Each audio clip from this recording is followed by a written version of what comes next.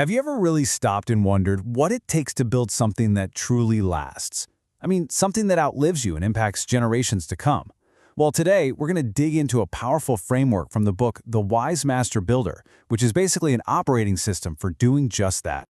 This line from the book's foreword, wow, it really sets the stage, doesn't it? It challenges us to look beyond just ambition and growth for growth's sake, and to think about the much rarer discipline of long-term care and responsibility.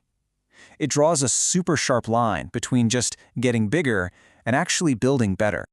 So, this is it. This is the big question we're here to tackle. We're not talking about fleeting success or viral hits.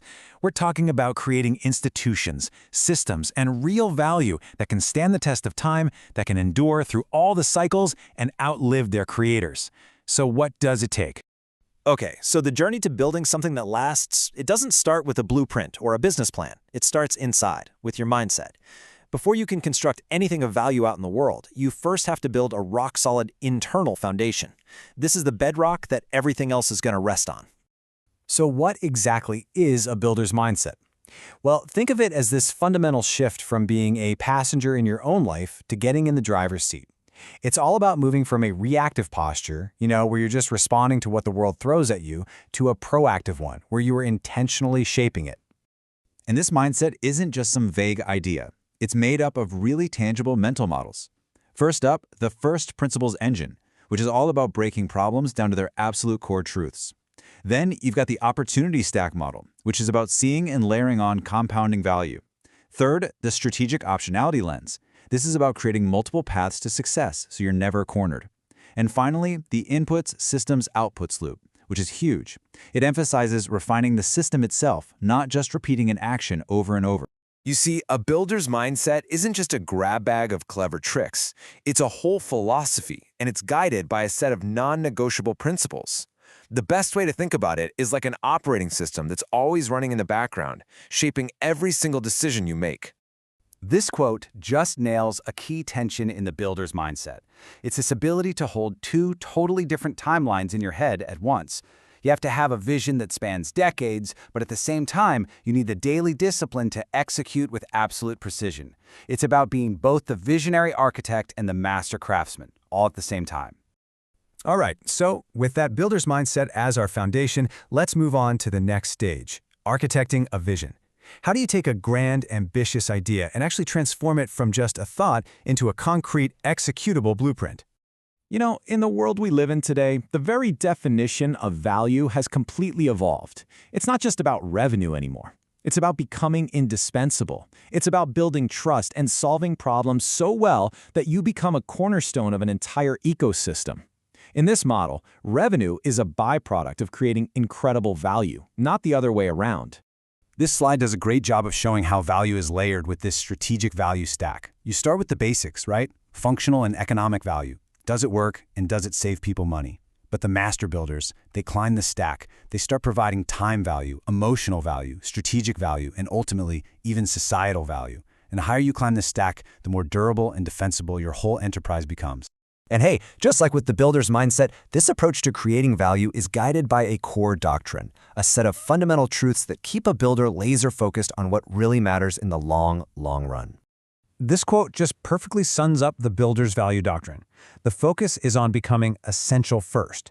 It's about prioritizing the actual results you deliver, the outcomes, over the sheer volume of stuff you do, the outputs. And it's this powerful reminder that over the long haul, a deep well of trust is a way more valuable asset than a bank full of cash.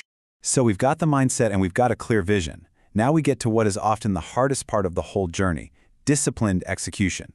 This is where strategy meets reality, and all those big ideas get turned into tangible results. I love this slide because it draws such a sharp line between hustle and strategy. Hustle is just motion without progress. It's frantic activity. Strategy, on the other hand, is about intentional exclusion. It's the really hard discipline of choosing what not to do so you can achieve incredible excellence in the few things that truly matter. Now, this is a huge idea that can totally change how you operate.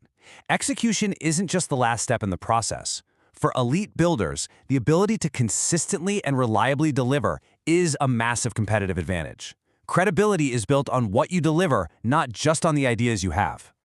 So to get to that level of operational excellence, a builder relies on a really clear and consistent set of principles. And you guessed it, these form the core of their execution doctrine. Let's take a look. This right here captures the essence of it all. It's about designing reliable systems, so you don't have to depend on some individual hero to save the day. It's about creating absolute clarity, because ambiguity is the #1 enemy of speed. And it's about consistency, because those small daily advantages compound over time into total market dominance. That's a powerful formula. And now we've arrived at the culmination of this whole journey, designing a legacy.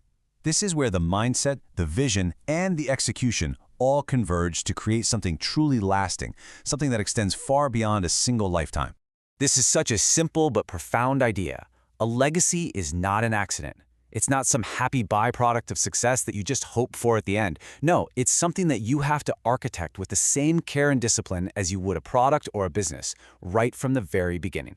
So how do you actually design a legacy? Well, this slide lays out the key principles of generational thinking.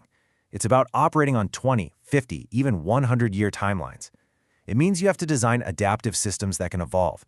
You have to codify wisdom so it isn't lost when people leave. And you have to shift your entire focus from personal success to something bigger, significance. The core mission is to leave every system stronger than you found it. So this framework gives us a really clear path, from mindset all the way to legacy. But here's the thing, it's not just a theoretical exercise, it's a call to action. It's a challenge to every single one of us to consider our own potential as builders. The mandate is clear. The only question left is, what will you build?